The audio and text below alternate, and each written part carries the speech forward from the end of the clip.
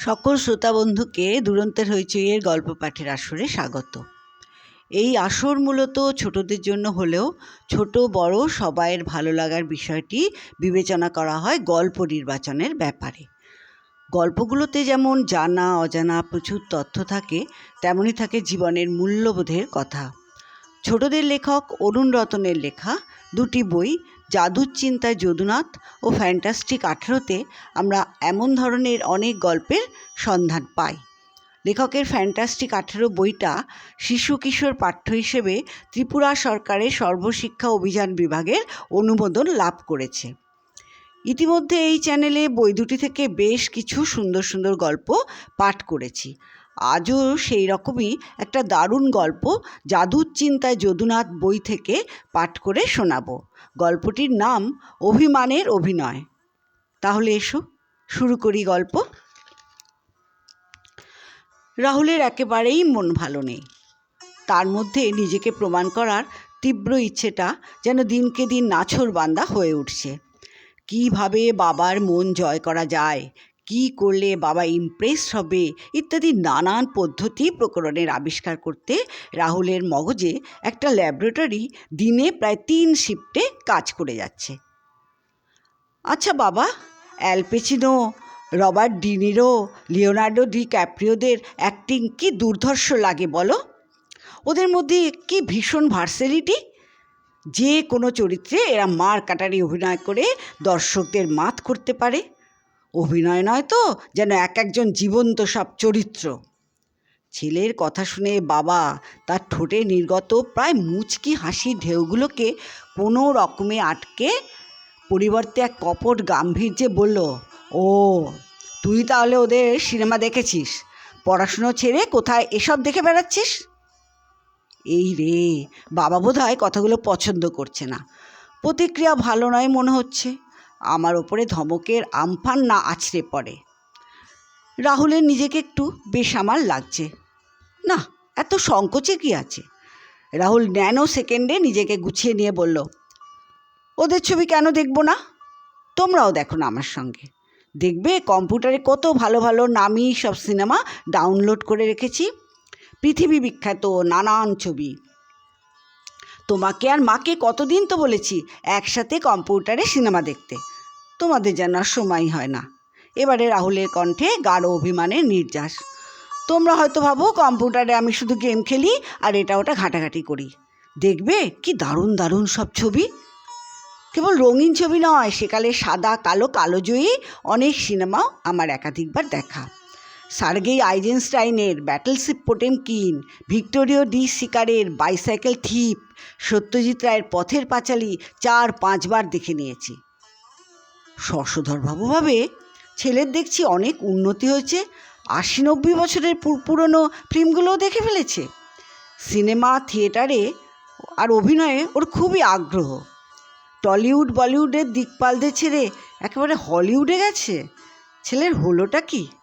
সব ওই ইংলিশ মিডিয়ামেরই জের। অবশ্য রাহুলের সম্বন্ধে একটু আধটু এলোমেলো কথা মনে এলো। তার এমন ধারা আগ্রহ ও উৎসাহের বহর দেখে মনে মনে একটু গর্ব হয়। যাই হোক, ছেলের কথায় কি প্রতিক্রিয়া দেখানো যায় বাবা তা বুঝে উঠতে পারছিল না। এ যে আমার অন্য রাহুল। অবশেষে 2 ঠোঁটের ফাঁকে একটা সরু হাসির রেখা টেনে ছেলেকে বুকে টেনে নেন। পরীক্ষার যে আর 1 মাসও নেই রে রাহুল, রেজাল্ট কিন্তু ঠিকঠাক করতে হবে বাবা, আগের চেয়ে অনেক ভালো। রাহুল ভাবে, এই তো সুযোগ, বাবাকে আরেকবার বলবো ক্লাবের নাটকে চান্স দেওয়ার জন্যে। পরক্ষণেই আবার মনে হয়, ধুস কি হবে বলে। বাবা সেই তো একই কথা বলবে। বাবার ওপর তার বড়ই অভিমান, অনেক আক্ষেপ। কিছুতেই তাকে স্টেজে নামতে দেবে না। বাবা তো ক্লাবের হর্তা কর্তা বিধাতা, অফিস ক্লাবের কালচারাল সেক্রেটারি, নাট্য আর সিনেমা জগতের কত লোকের সঙ্গে চেনা জানা। আমাদের বাড়িতেও তাদের নিত্য আনাগোনা। বাবা তো ইচ্ছে করলেই অনেক কিছু করতে পারে, তবু আমাকে চান্স দেয় না। আমার কথা একটুও ভাবে না। কিছু বললেই অমনি শুনতে হবে, ওসব এখন থাক, অ্যাক্টিংয়ের বয়স অনেক পড়ে আছে, আর একটু বড় হও, তারপর না হয় দেখা যাবে। ওহ, কি আর বলবো বাবাকে, অভিনয় তো আমি অনেক নাটকেই করেছি। পাড়ার স্কুলে শরৎচন্দ্রের বিন্দুর ছেলেতে অমল, রবীন্দ্রনাথের ডাকঘরে দইওয়ালা, আর আজকের সেন্ট জন স্কুলে চার্লস ডিকেন্সের ক্রিসমাস ক্যারলে ভূতের রোলে অভিনয় করেছি। কিছুদিন আগে মার্ক টোয়েনের দ্য প্রিন্স অ্যান্ড দ্য পপারে টম ক্যান্টির চরিত্রে। সবেতেই নাকি টিচার আর ম্যামেরা বলেছিল আমার অভিনয় ভালোই হয়েছে। এমনকি বিশ্বজিৎ কাকু তার শর্ট ফিল্ম স্ট্রিট আর্চিনে যে রোলটা দিয়েছিল, আমি তো তাতে ভালোই করেছিল। বিশ্বজিৎ কাকু খুব খুশি হয়েছিল। তাছাড়া আমার আগের স্কুলে সুকুমার রায়ের পাগলা দাশু নাটকে পাগলা দাশুর রোলটা, সেটা দেখে মাস্টারমশাইরা সবাই বলেছিল রাহুলের অ্যাক্টিং ফ্যান্টাস্টিক, ভেরি গুড। এতগুলো অভিনয়, তবু বাবার স্বীকৃতি মেলে না, একেবারেই খুশি নয়। কি জানি বাবার কি চিন্তাধারা, হয়তো ভাবে ছেলের দ্বারা অভিনয় হবে না, কিংবা থিয়েটার সিনেমায় অভিনয় করলে ছেলে যদি বিগড়ে যায়। না না, তাই বা হবে কেন? বাবা তো পাড়ায় অফিসে অন্য ছেলে মেয়েদের দিয়ে অভিনয় করায়, তাদের সম্বন্ধে তাহলে বাবা কী ভাবে? তবে এবারে আমি হাল ছাড়ব না। ক্লাবের উদ্যোগে বেশ বড়সড় নাটকের আসর বসবে। পাড়ায় প্যান্ডেল বেঁধে নয়, এমনকি স্থানীয় কোনো অডিটোরিয়ামেও নয়, একেবারে রবীন্দ্র সদন, কলকাতার সেরা মঞ্চের ঠিকানায়। মূলত এলাকার ও স্থানীয় কুশীলবদের নিয়েই নাটক মঞ্চস্থ হবে। হয়তো দু একজন বাইরের অতিথি শিল্পী থাকতে পারে। এ সুযোগ হাতছাড়া করলে চলবে না, চান্স পেতেই হবে। আর এই অনুষ্ঠানের মধ্যমণি যখন স্বয়ং তার পিতৃদেব, ব্যাস জয় হনুমান বজরংবলীকে স্মরণ করে মনেতে সাহস এনে দৃপ্ত ভঙ্গিতে সেদিন রাহুল বাবার কাছে গিয়ে দাঁড়ালো। বাবার সঙ্গে আজ একটা বোঝাপড়া করতেই হবে। তো দিনটা আজ ভালো গেল না, খানিক মন মরা। এবারেও ফেল। বাবা সে একই ধাঁচের কথন, অভিনয় বড় সহজ কর্ম নয় রে, অনেক কসরত, অনেক পর্যবেক্ষণ, প্রশিক্ষণ এবং অবশ্যই শারীরিক পটুতা ভীষণ জরুরি। তবেই না ভালো অভিনয় করা যাবে। যে চরিত্রকে তুমি রূপ দেবে তার সঙ্গে একাত্ম হয়ে যখন আসল নকলের পার্থক্য ঘুচিয়ে দিতে পারবে, তখনই হবে প্রকৃত অভিনয়। তোমার কণ্ঠস্বর আরও পরিণত হোক, দেহ তোমার সহজ বশ্য হোক, উচ্চারণে আনতে হবে বিস্তর স্বচ্ছতা আর স্পষ্টতা। রাহুল যেন একটু হতাশ, ভাবে বাবাকে সহজে রাজি করানো যাবে না। বাবার মন গলানো খুবই কঠিন।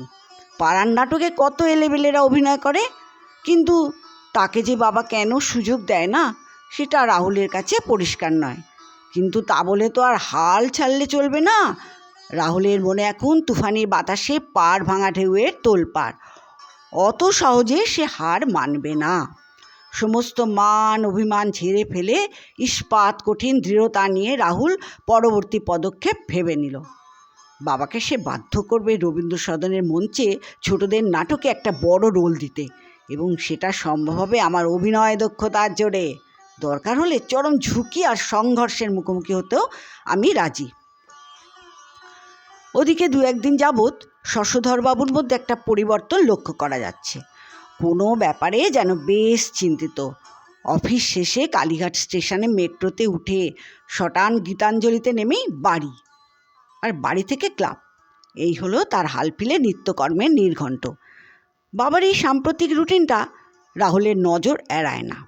বাবা হয়তো আসলে আসন্ন নাটকের প্রোগ্রামটা নিয়ে খুবই ব্যস্ত, কিংবা হতে পারে আমাকে নাটকে নামানোর ব্যাপারে দোটানায় আছে।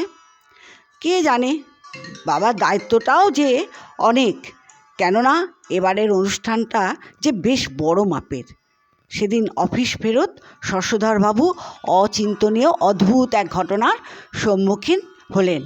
অন্য দিনের মতো ভিড় ঠেলে তড়িঘড়ি মেট্রো স্টেশনের সিঁড়িতে পা রাখতেই পাশে দাঁড়ানো একজন ফিরিঙ্গি মানুষ সমুচ্চ ঘ্যাস ঘ্যাসে কাতস্বরে শশধরবাবুর উদ্দেশ্যে বললে, "Hey gentleman, please lend me some time.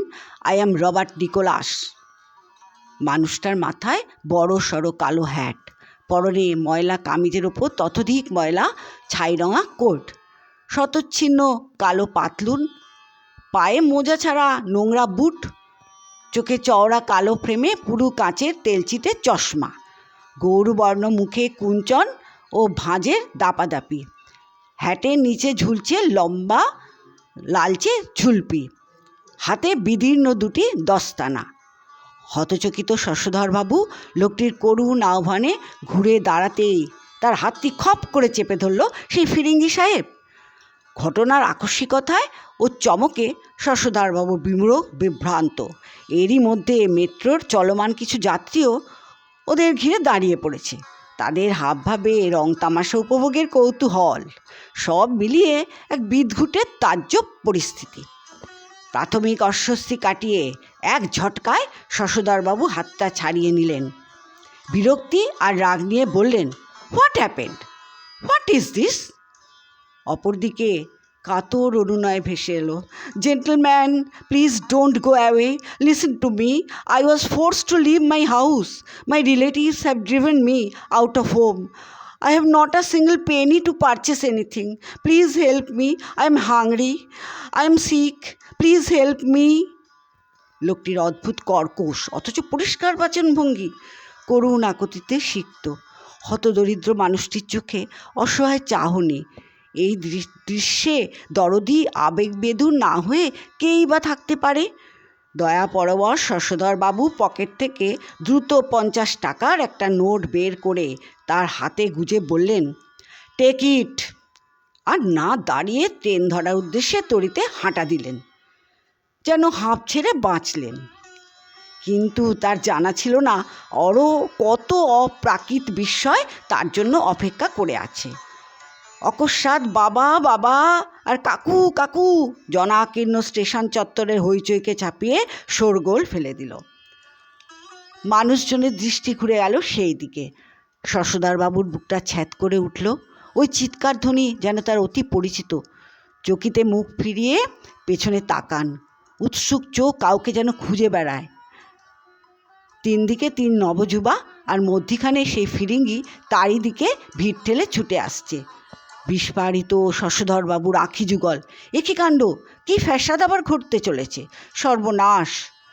কিছু বুঝে ওঠার আগেই ট্যাস ফিরিঙ্গি মাথার হ্যাটটা খুলে শশধরবাবুকে জড়িয়ে ধরে বলে, বাবা, আমাকে চিনতে পারছেন না? আমি রাহুল। কি গো, চিনতে পারছো তো? ওদিক থেকে ভেসে এলো গগনভেদী শব্দ, কাকু কাকু, আমরাও আছি, 3 মাস্কেটিয়ার্স। ছেলে আর তার 3 বন্ধুকে শশধরবাবু চিনতে পারলেন বটে, তবে প্রচুর মানুষ ততক্ষণে ওদের ঘিরে ভিড় জমিয়ে ফেলেছে। চোখে তাদের জিজ্ঞাসু দৃষ্টি। ঘটনার অভিঘাত সামলে শশধরবাবু টিম রাহুলকে চট জলদি স্টেশন চত্বরের বাইরে নিয়ে এলেন। কোনো রকমে একটা ট্যাক্সি জোগাড় করে সবাই মিলে উঠে বসলেন। ট্যাক্সি ছুটল সোজা বাড়ির দিকে। কিছুক্ষণের নীরবতা। বাবা, বলো, তুমি কি ইমপ্রেসড? এই নাও 50 টাকার নোটটা। ফেরত দিল। তাহলে এবারে কথা দাও, নেক্সট নাটকে আমাকে চান্স দেবে? হ্যাঁ কাকু, রাহুলকে শুধু চান্স নয়, ওকে একটা ভালো রোল দেবেন প্লিজ। এটা আমাদের সবাইয়ের আবদার। আপনাকে রাজি হতেই হবে। কাকু প্লিজ ওর ব্যাপারটা কনফার্ম করুন। ওরা কিন্তু শশধরবাবুর কাছ থেকে কোনো সাড়া পায় না। কেমন যেন থমথমে সব কিছু। রাহুল ব্রিগেড বোধহয় একটু ভয় পেয়েছে, ওদের মুখ থেকে অন্তত তাই মনে হচ্ছে। অতঃপর আচমকাই শশধরবাবু হো হো করে হেসে ওদেরকে কাছে টেনে নেন। এবারে পরিবেশটা যেন একটু স্বাভাবিক লাগছে। তারই মধ্যে ভারিক্কি গলায় নির্দেশ হলো, নো টক্স নাও। আগে তো সবাই আমার বাড়িতে আয়, তারপর দেখি কি করা যায়। শেষ হলো আজকের গল্প পাঠ। এমনই সব ভালো ভালো গল্প শুনতে দুরন্তের হইচই চ্যানেলটির দিকে নজর রেখো। সবাই ভালো থেকো, আনন্দে থেকো।